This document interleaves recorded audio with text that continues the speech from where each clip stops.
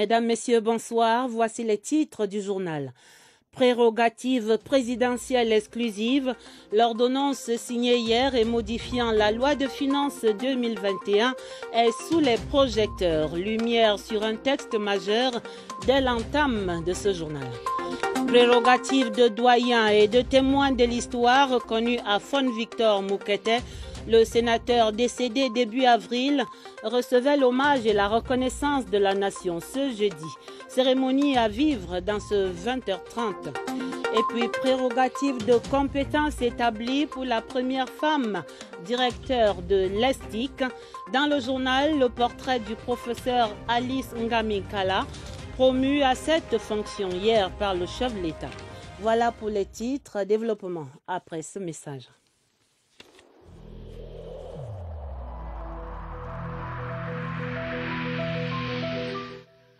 Je vous exhorte de nouveau à porter vos masques, à vous laver régulièrement les mains et à faire appel à un médecin ou à tout autre personnel de santé au cas où des symptômes apparaissent. C'est le seul moyen de préserver les vies et de freiner la propagation du virus.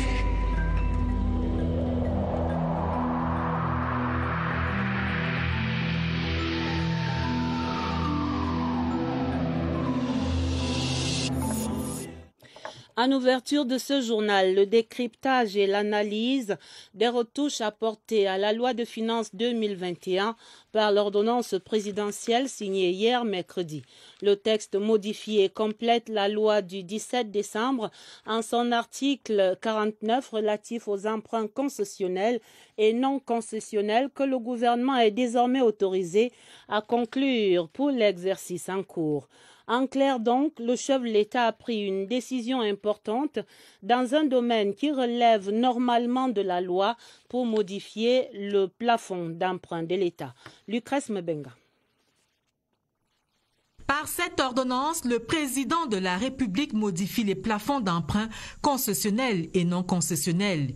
Il varie désormais entre 350 et 750 milliards de francs CFA. L'article 49e de la loi de finances initiale avait fixé les plafonds à 300 milliards pour les emprunts concessionnels et 350 milliards pour les emprunts non concessionnels. Désormais, il s'agit de 350 milliards pour les emprunts concessionnels et 750 milliards pour les emprunts non concessionnels. Parce que le gouvernement va recourir à une émission internationale d'eurobonds à concurrence de 450 milliards. Et le contexte s'y prête. Les taux d'intérêt sont plus favorables en ce moment que lorsqu'on avait fait la première émission. Plus encore, cette ordonnance est une garantie en direction des investisseurs. Il n'y avait pas meilleur engagement qu'une ordonnance présidentielle qui montre que le gouvernement camerounais est engagé à réaliser une opération d'émission internationale et ça rassure les marchés. Et il s'agit bien d'un rachat. Il ne s'agit pas d'un nouvel endettement. Le gouvernement fait une émission internationale pour racheter les eurobonds souscrits en 2015. Ça veut dire qu'on emprunte chez les investisseurs d'aujourd'hui pour rembourser les investisseurs de 2015, pour pouvoir rembourser les investisseurs de 2021 plus tard. Le Cameroun fait donc bien d'anticiper sur 2025. Le budget 2021 est donc relifté et retouché sur ce point de l'article 49 dans ses grands équilibres. Encore faut-il le réaliser. La problématique du faible taux d'exécution du budget d'investissement public était encore évoquée ce jeudi par le Comité national de suivi de l'exécution physico-financière du BIP 2020. Voici les constats au terme de cette deuxième session du comité avec Cyril King-Mbépé. Les ordonnateurs du budget d'investissement public en 2020 sont de manière générale satisfaits. L'ordonnance rectificative de juin a fait perdre 242 milliards de francs CFA à ce budget qui est passé de 1496,3 milliards à 1254,3 milliards pour permettre à l'État de tenir ses engagements malgré la pandémie. La construction des infrastructures, des points d'eau ou l'électrification ont atteint un taux d'exécution physique de 92,36%, soit 4 points de plus que le BIP 2019. Au niveau central, le taux d'exécution est de 89,63% contre 88,80% au niveau local. Les plus bonnes performances étant celles de l'Adamawa, 96,51%, et le Nord, 96,21%. Les opérations budgétaires de 2020 s'achèvent. L'on retient que les difficultés sont de 3 ordres, liées notamment à la contractualisation avec des retards et l'insuffisance de maturation, à l'exécution physico-financière et aux mécanismes de suivi. En 2020, l'achèvement des projets liés au CHAN et à la CAN, la réalisation du plan triennal spécial jeunes, le parachèvement du plan NUTS et l'accélération de la décentralisation dans un contexte post-DSCE ont orienté le choix des projets. Le gouvernement est également mobilisé pour des examens officiels 2021 sans anicroche et sans contagion massive au Covid-19. Ce jeudi, à l'immeuble Étoile, le conseil de cabinet du mois de mai était essentiellement consacré à la revue des préparatifs de cette saison d'examen 2021 qui s'ouvre dans un contexte de crise sanitaire grave. Et on a entendu de bonnes nouvelles de ces exposés des ministres en charge de l'éducation et de la santé publique. Laurentine Bokono. Dans les amphithéâtres comme dans les salles de classe des différents niveaux d'enseignement au Cameroun, le tableau est coloré, le ciel est bleu. Nous sommes pratiquement à plus de 95% de couverture des programmes et nous avons encore un mois. Et nous pensons que l'année scolaire en elle-même s'est vraiment bien déroulée, contrairement aux années précédentes. Il y avait beaucoup plus de sérénité dans les régions du nord-ouest et du sud-ouest. Ça veut dire qu'on peut régulariser désormais l'année scolaire comme elle était auparavant. Dans l'enseignement secondaire, le taux de couverture des programmes est de 85% selon le ministre Nalo Valyonga. 1 131 360 candidats sont inscrits dans les 27 examens et concours officiels organisés par le ministère contre 1 109 662 en 2020, soit un taux d'accroissement de 21 698 candidats. Pour l'enseignement supérieur, les programmes sont exécutés à 60%. Selon le ministre d'État Jacques Famdongo, la clôture de l'année académique est prévue le 14 août 2021. L'environnement sanitaire donne également satisfaction au regard de la courbe d'évolution de la situation épidémiologique. Lorsque nous voyons le taux de positivité de tous les diagnostics que nous faisons, on se rend compte qu'on est parti pour un pic de 24% de taux de positivité à aujourd'hui 7 ou 8%. Ainsi va l'univers scolaire et universitaire au Cameroun dans un environnement sanitaire qui tend à revenir à la normale. Mais la vigilance et le respect des mesures barrières restent de rigueur. Tapis rouge dans ce 20h30 à une dame qui rompt avec les usages. Depuis hier, en effet, le professeur Alice Ngaminkala est la première femme directeur de l'École supérieure des sciences et techniques de l'information et de la communication, l'ESTIC. Changement intervenu dans la vague des décrets signés hier mercredi par le président de la République, son Excellence Paul Biya.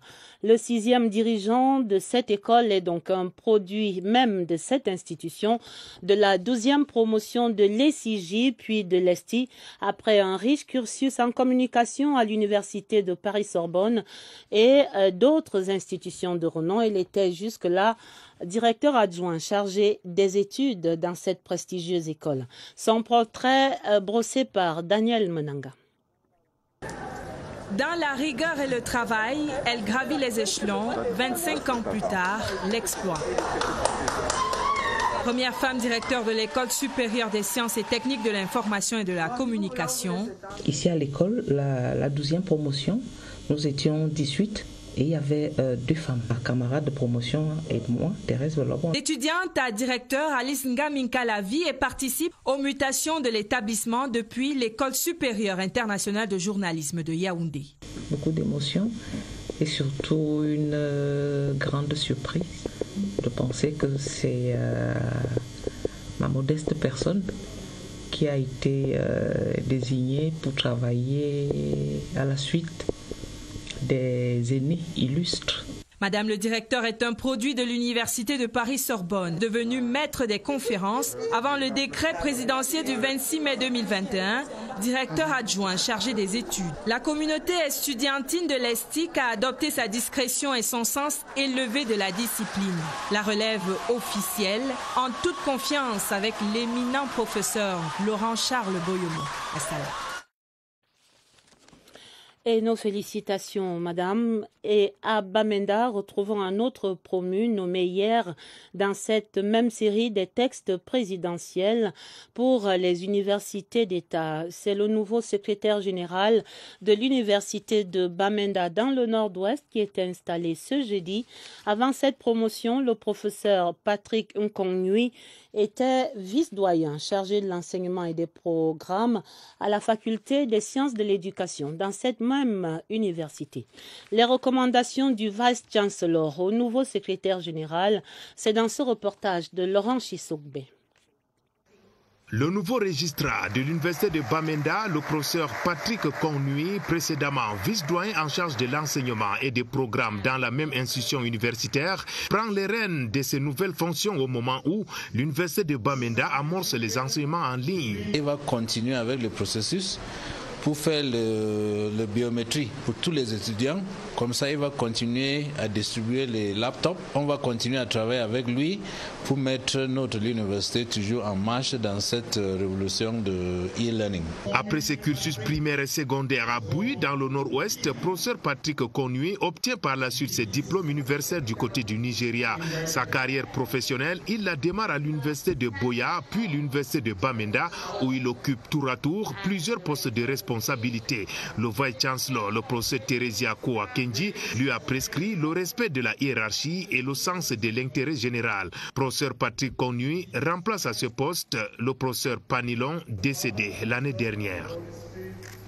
L'hommage du Sénat et de la Nation au sénateur Fon Victor Moukete, décédé le 10 avril. La mémoire du doyen d'âge du Sénat était célébrée ce jeudi au Palais des Congrès au cours d'une cérémonie présidée par le ministre de l'administration territoriale Paul Atanganji, représentant personnel du président de la République. À titre posthume, le centenaire qui a marqué l'histoire politique du Cameroun a été élevé à la dignité de grand cordon de l'ordre du mérite camerounais. Mathieu Kemgo. Le Palais des Congrès, qu'il a fréquenté ces 8 dernières années comme sénateur, l'accueille pour un ultime hommage. L'hémicycle s'est agrandi pour saluer l'un des architectes de la réunification. Un moment solennel, puis une médaille, la dernière d'un combattant qui aimait son pays, le combattant de l'unité et de l'indivisibilité du Cameroun. La reconnaissance du président de la République, décernée par son représentant personnel, Paul Atanganji, couronne d'un grand cordon le mérite d'un homme qui s'est donné corps et âme jusqu'à sa 103e année de vie pour l'édification d'une nation unie, bilingue et multiculturelle. Quand il était étudiant déjà, il a commencé à travailler avec ses frères francophones pour la réunification du Cameroun. Ses qualités ont été reconnues par sa propre famille. De la bouche de l'un de ses fils, Prince Abel Moukete, l'on retient que l'unique survivant de la bataille de la réunification était obsédé par cette cause, abandonnant tous les privilèges qu'offrait le Nigeria pour rejoindre le Cameroun. Un parcours exceptionnel d'agronome, chef traditionnel et d'homme politique, couronné par sa présence au Sénat comme doyen d'âge. Au nom du président de la Chambre haute du Parlement, le premier vice-président, Aboubakari Abdoulaye, souligne que l'empreinte du sénateur Victor Moukete restera indélébile sur l'échiquier politique national. Je retiens de notre cher doyen d'âge la force des convictions et des engagements, un remarquable sens du devoir et un attachement viscéral à la République et à ses valeurs. Oui, le sénateur Fon Moukete a marqué nos esprits par la force de ses convictions et de ses engagements, nourris par son patriotisme et son nationalisme incontestable. Et pour que l'âme de cet illustre disparu repose en paix, des prières ont été élevées au ciel. D'abord au Palais des Congrès, par Monseigneur Dibo Elango, évêque de l'église anglicane au Cameroun, puis à la PCC Bastos, par le révérend Fonki Samuel Forba, modérateur de la Presbyterian Church in Cameroun. C'était l'entame du dernier voyage du sénateur Moukete, qui sera inhumé ce samedi à Kumba. Et ce sera certainement devant le Sénat, la Chambre haute du Parlement, par ailleurs convoquée en session pour le mardi 8 juin 2021 à 16h. Ce sera sa deuxième session ordinaire au titre de cette année législative 2021, selon le communiqué parvenu à notre rédaction, signé du secrétaire général du Sénat, Michel Mvamaboutou. L'Assemblée nationale, également en session, ce sera à partir de 11h, ce même mardi 8 juin 2021. Et là aussi, c'est le président Kavaï Yegedibril qui l'annonce. Direction le sud-ouest, en vitrine dans le dossier des régions ce jeudi, avec une note en baisse dans le classement national des bassins de production du cacao. Le sud-ouest est descendu de son piédestal face aux rudes conséquences de l'insécurité entretenue jusque dans les plantations de cacao par les séparatistes. Les affres subies par le cacao dans le sud-ouest, c'est une enquête de Roger Samaki-Poro. Le sud-ouest constitue la région qui enregistre le taux de pluviométrie le plus élevé au Cameroun. Cette situation naturelle ne va pas sans conséquences pour les cacaoculteurs. La saison pluvieuse est caractérisée par les mauvaises routes, donc l'accès à ces bassins de production est très difficile. Ça favorise aussi le développement des maladies et les insectes. Le manque de moyens financiers ne facilite pas la tâche aux producteurs. Ils ont des problèmes d'accès à la terre pour cultiver les champs. Les semences améliorées pour la régénération des plantations. L'accès à les intrants. Le vieillissement de la population paysanne est un autre problème pour l'avenir de la cacaoculture dans la région du sud-ouest. La plupart des jeunes maintenant n'entrent pas dans la caféiculture. En outre, la baisse des cours du cacao sur le marché ne favorise pas l'amélioration des conditions de vie des producteurs. Pour redorer le blason du Sud-Ouest, premier producteur de cacao au Cameroun, les pouvoirs publics et les acteurs de cette filière travaillent maintenant en synergie pour relancer la production et pour améliorer les conditions de vie des cacaoculteurs eux-mêmes, menacés très souvent dans leurs plantations. Voici quelques-unes de ces pistes de solutions déjà explorées avec Stéphane Tala à Aboya. Grâce au calme qui retourne progressivement dans le sud-ouest, les cacaoculteurs ont regagné leurs plantations longtemps abandonnées à la peste et d'autres maladies du fait des menaces sécuritaires. Ils bénéficient de l'accompagnement du gouvernement et de ses partenaires. On a reçu un peu d'insecticides et fongicides. On va commencer par le bassin de production de Moyoka, qui est le plus large du sud-ouest. La réhabilitation des 2 champs semenciers de la région se poursuit. C'est un champ semencier mis en place par l'État pour maintenir la production de cabos hybrides, pour que les producteurs puissent avoir le matériel végétal approprié. Il y a également la construction et la réhabilitation des routes dans le cadre du projet de développement des infrastructures et chaînes de valeurs agricoles. On va réhabiliter 220 km et on va ouvrir 70 km de routes. La transformation est prise en compte avec 2 unités prévues à Kumba et à Manfé. Les producteurs sont encouragés à se regrouper en coopérative et à faire bon usage des intrants afin d'aller au-delà de la productivité actuelle qui varie entre 400 et 500 kg par hectare.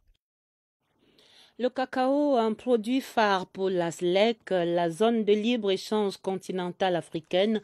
La SLEC qui est pratiquement opérationnelle depuis le 1er janvier 2021.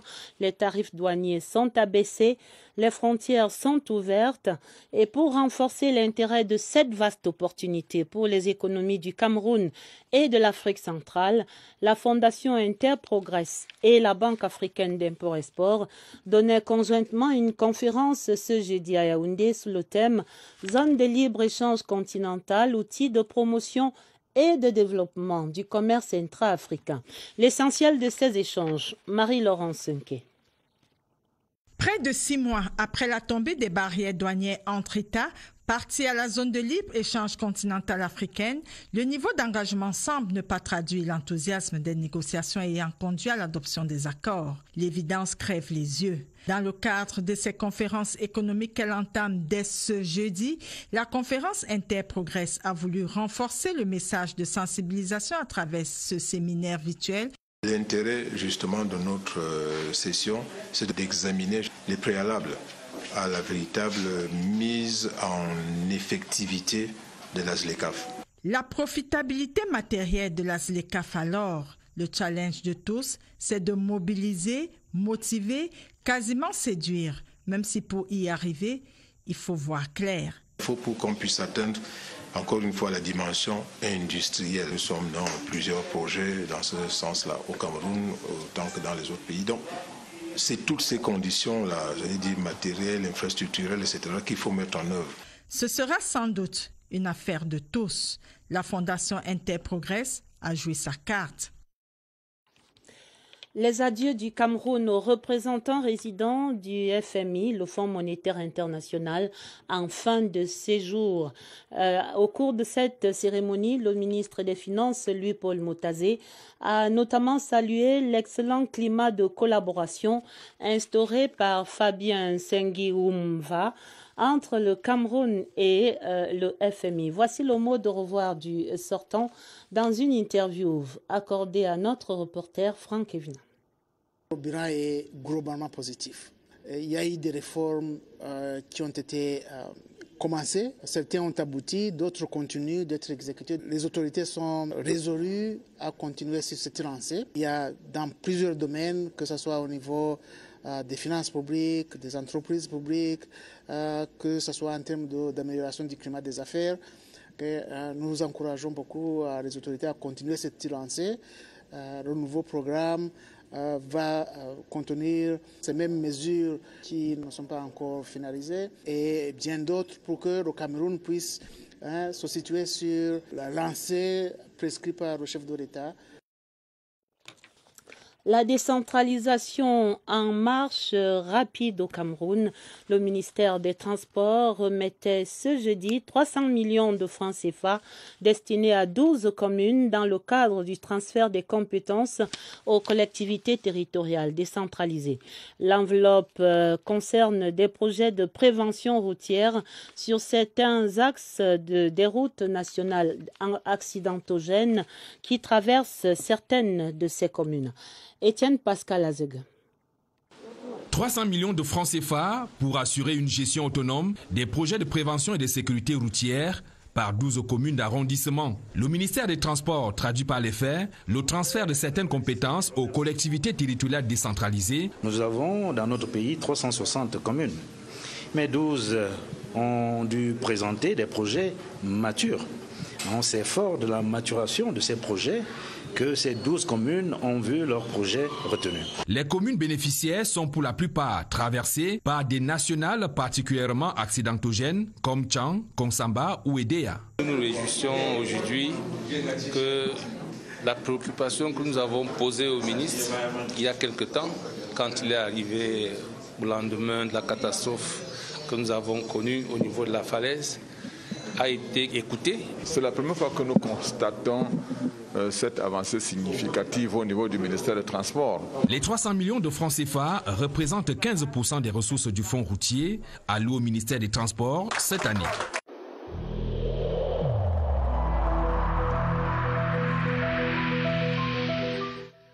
Je vous exhorte de nouveau à porter vos masques, à vous laver régulièrement les mains et à faire appel à un médecin ou à tout autre personnel de santé au cas où des symptômes apparaissent.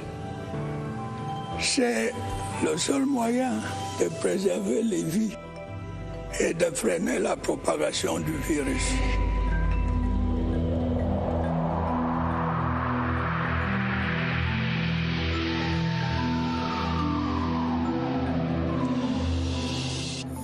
Dans ce combat contre le coronavirus, le Cameroun a également opté pour l'arme de la vaccination. La vaccination en cours à travers les 10 régions en ce moment, mais ce n'est pas toujours tous les districts de santé qui sont concernés. Certains sont très difficiles d'accès du fait de l'insécurité, d'autres encore souffrent de difficultés quant à la conservation même de ces vaccins. L'invité d'Évariste Yenga ce soir va évoquer ces disparités.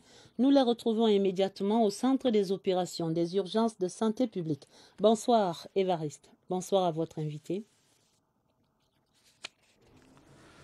Bonsoir. Du 12 avril dernier à ce jour, les activités vaccinales ont été vulgarisées dans plusieurs districts, 178 notamment, mais il y a 12 districts de santé qui sont encore vierges. Question ce soir, pourquoi dans ces 12 districts, on n'a pas encore vacciné? Question au docteur Andreas Ndjo du programme élargi de vaccination. Il en est le secrétaire permanent adjoint. Bonsoir docteur. Bonsoir Évariste. Pourquoi on n'a pas encore vacciné dans 12 districts de santé au Cameroun? Oui, déjà, il faut quand même noter que la vaccination a commencé dans toutes les régions.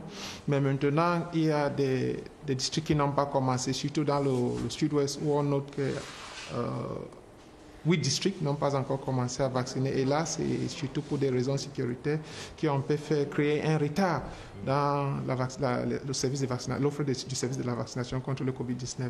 Mais déjà, avec les mesures mises en place, on est sûr que d'ici quelques jours, là aussi, on va commencer à vacciner. Il faut aussi quand même noter qu'à l'extrême nord et à Damawa, il y a un district de santé, au moins par région, qui n'a pas encore commencé à vacciner pour des raisons logistiques. Quand vous dites raison logistique, il s'agit de quoi? Ça veut dire que pour que les vaccins soient bien conservés, il faut que la chaîne de froid soit aussi de bonne qualité. Il faut que les équipes soient formées. Dans ces cas, ils ont été formés, ils sont en place, mais les chaînes de froid n'étaient pas à jour. Mais avec les mesures déjà prises, on pense que d'ici quelques jours, même là aussi, la vaccination va débuter. Merci à vous, docteur Andreas Ndjo. Vous le voyez, les autorités sanitaires travaillent d'arrache-pied à pouvoir étendre la vaccination sur l'ensemble du territoire. Elle est déjà effective dans 10 régions, mais il y a ces 8 régions de la région du Nord-Ouest et les solutions sont en train d'être trouvées. La chaîne de froid aussi est en train d'être renforcée dans les régions citées précédemment, notamment les régions du Grand Nord du pays. À votre invité, crise sanitaire du Covid-19 encore, avec cette conférence ouverte ce jeudi à l'EIFOR. C'est une conférence organisée par l'EIFORS, ouverte ce jeudi sur le thème de poids. État africain à l'épreuve de la pandémie du Covid-19, l'impératif du renforcement des capacités stratégiques et opérationnelles, de la sécurité humaine pour la résilience, l'autonomie, l'anticipation et la réponse des systèmes dédiés. L'ouverture de ces débats au Palais des Congrès était présidée au nom du ministre de la Défense par le secrétaire d'État Galax Etoga. Sidoine Monkam. Face à un ennemi commun, ils ont opté pour une synergie d'action. Dans leur ligne de mire, le coronavirus, l'école internationale EIFORS via son centre de recherche et de documentation, en collaboration avec la République du Japon et le Programme des Nations Unies pour le développement, conjuguent leurs efforts pour une stratégie de riposte efficace. La conférence internationale ouverte ce jeudi met en scène un groupe d'experts issus des champs politiques, universitaires, scientifiques, de la recherche et des partenaires au développement. Le secrétaire d'État à la Défense en charge de la gendarmerie nationale porte la voix du gouvernement. La pandémie à Covid-19 nous rappelle que nous vivons dans un monde ouvert et interconnecté. Elle nous rappelle qu'aucun pays ne peut aborder seul ce problème si nous voulons relever efficacement ce défi mondial. La problématique du Covid-19 interpelle autant qu'elle inquiète. Les assises de Yaoundé devront améliorer les capacités à prévenir et à gérer d'éventuelles vagues de contamination au Covid-19 dans la sous-région et au Cameroun en particulier. Dans 24 mois, la localité de Pimbo, c'est dans la Sanaga maritime, va recevoir son centre de santé moderne tout neuf. La première pierre de cette structure était déjà posée ce jeudi sur le site de 1000 mètres carrés opérés par les autorités administratives de ce département. Léon Bertrand, Tanifo. Jusqu'à date, à partir de Pimbo, il faut parcourir environ 20 km pour bénéficier des soins de santé dans les formations hospitalières les plus proches. Désormais, le compte à rebours de la fin des souffrances est lancé, arrivé dans 24 mois. Le maire a à charge de prendre à cœur ces populations, les soigner, les traiter, les aider, n'est-ce pas, à sortir de la pauvreté, de la misère. L'hôpital est un don du couple Tedga. Il est bâti sur une superficie de 1000 m² et sera doté d'une capacité de 15 lits d'hospitalisation, 5 salles d'accouchement et de maternité, d'un laboratoire et de nombreuses autres commodités. Nous continuons à nous battre pour que dans nos valises d'idées, beaucoup d'initiatives encore. La structure hospitalière sera rétrocédée au pouvoir public au terme des travaux pour un usage optimal. L'arrondissement de Ngambé ne disposant jusqu'ici d'aucun hôpital. Derniers hommages ce jeudi à notre collègue journaliste à la rédaction centrale radio de la CRTV. Il s'appelait Pierre Baba Moussa. Il est décédé le 12 mai dernier des suites d'un AVC. Il avait donc levé de corps et regret de ses pairs ce jeudi donc à la maison de la radio en Loncac pour un journaliste chevronné qui aura servi l'office à travers plusieurs stations régionales. L'évocation et le reportage Clovis Chamabo. Les auditeurs et téléspectateurs de la CRTV n'entendront plus jamais la voix de Pierre Baba Moussa. Des hommages mérités ont été rendus ce jour à l'ancien reporter, présentateur des journaux, producteur et surtout analyste politique décédé à l'âge de 57 ans des suites d'AVC. Autre articulation, l'arrêt du cortège funèbre à la maison de la radio où Pierre Baba Moussa servait il y a encore quelques semaines. C'est quelqu'un qui a été repéré par rapport à sa maturité. Il a servi dans les stations régionales où il a engrangé une très grande expérience. Et à la suite de cela, il a été affecté à la rédaction centrale. Nous étions alors la 22e promotion de l'ESTIC. Il était boursier et sa bourse nous servait à nous tous. Depuis la maladie de notre frère, de votre collègue, nous avons été soutenus par la CRTV. Pierre Baba Moussa sera inhumé en Gaoundéré ce samedi 29 mai. Il laisse derrière lui une veuve et 4 enfants. Que son âme repose en paix. Et encore toutes nos condoléances.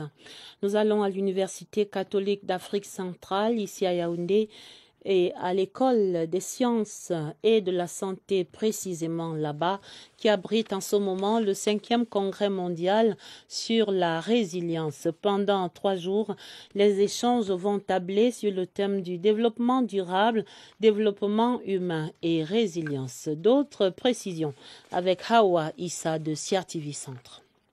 Le 5e congrès mondial sur la résilience qui se tient en ce moment à Yaoundé est un banquet scientifique où se retrouvent des universitaires et des spécialistes venus des 4 coins du monde. Comment surmonter les obstacles? Quelle thérapie pour faire face aux difficultés inhérentes à tout secteur d'activité? Telles sont les préoccupations majeures. Il est question d'encourager le fighting spirit, d'amener les uns et les autres à se surpasser afin d'atteindre les objectifs. Faire avancer chacun selon son choix de vie vers les objectifs de développement sans jamais se décourager parce qu'on aura appris des uns et des autres la capacité à être résilient. Ce rendez-vous biennal tire ses fondements de l'écologie. À Yaoundé, les scientifiques planchent sur le développement durable, développement humain et résilience, un thème plein de pertinence. Dans cette période où il y a tant de perturbations au niveau écologique, au niveau économique, au niveau social, la résilience peut nous permettre,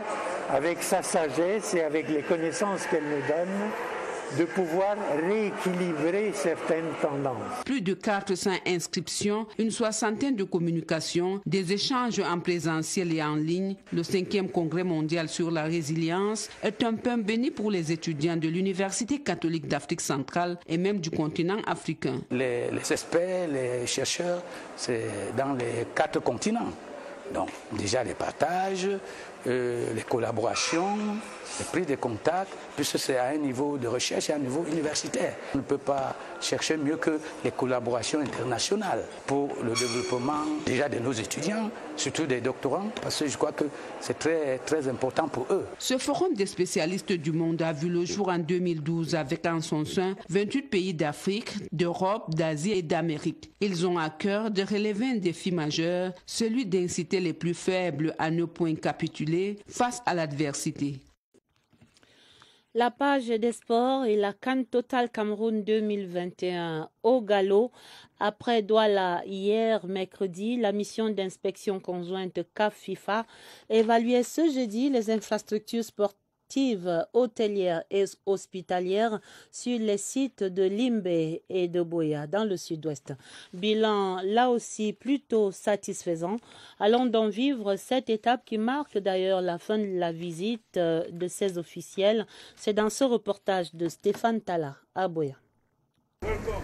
La délégation mixte CAF-FIFA conduite par le Ghanéen Antonio Bafoué a entamé son périple ici au Moliko Omnisport Stadium de Buea. Les émissaires se sont rendus par la suite au Victoria Centenary, au Middle Farm Stadium, puis au stade Omnisport de Limbe et son annexe. Au centre de leur attention, les pelouses, les dispositions sécuritaires, vestiaires et autres installations. Ils se sont voulus méticuleux à chaque étape à travers quelques interrogations relatives aux observations faites pendant le récent championnat d'Afrique des Nations sur le site Limbe-Buea. Des 3 équipes sur le terrain, 2 ont visité 5 hôtels et les formations hospitalières. Cette mission d'inspection tenue en présence du ministre des Sports et de l'Éducation physique, le professeur Narcisse Mouele Kombi, a donné au site Limbe-Buea une occasion de plus pour mettre en avant sa richesse infrastructurelle pour les événements de grande envergure comme la CAN Total Cameroun 2021.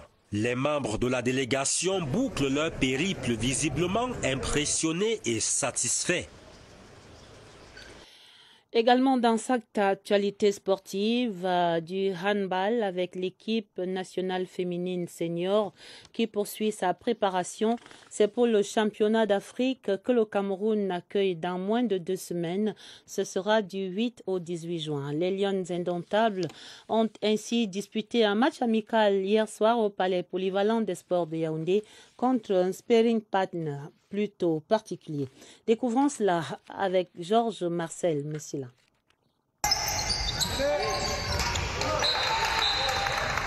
L'adversité du jour n'était autre que celle de la section masculine du Yaoundé University Club, une équipe du championnat civil. Véritable galop d'essai, ce match disputé en nocturne et avec du public devait permettre aux Lions indomptables de relever le défi physique imposé par les garçons du Youk. Pari réussi, puisque l'équipe du coach Serge Guébogo ne s'est inclinée que sur la plus petite des marches, 32 contre 35. Nous avons beaucoup progressé. Dans la première mi-temps, nous étions en avance. Les garçons ont réagi, ils ont mis un peu plus d'intensité et ils ont essayé de faire la différence. Une satisfaction partagée par les principales concernées. C'est vrai qu'il y avait un défi physique, mais je pense que c'est très important pour nous. L'encadrement technique prévoit plusieurs autres matchs tests. Samedi contre l'équipe du MINU, le 3 et 5 juin prochain contre le Congo-Brazzaville et la Guinée-Conakry dans le cadre du tournoi de pré-compétition. Et on dit allez les Lions du handball. La fin du 20h30, le journal était préparé avec la collaboration de Christelle Fouda et de Augusta Ngononga. Un autre journal pour vous sur cette antenne, ce sera à minuit. La présentation assurée par Sado Mamoudou et Elvis Teke. Pour l'immédiat, retrouvez le magazine d'hommage au Mfon Moukete, de Mfon Moukete Yes. C'est pour la mémoire du disparu et pour les éditions du week-end du 20h30. À partir de demain, vendredi, vous serez en compagnie de Atabadine Omar. D'avance, je vous souhaite un excellent week-end. Très belle soirée sur toutes nos antennes et à lundi, 20h30.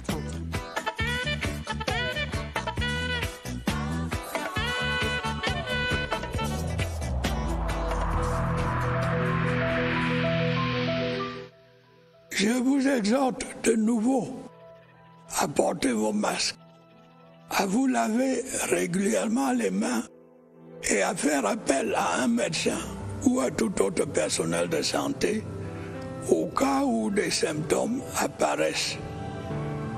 C'est le seul moyen de préserver les vies et de freiner la propagation du virus.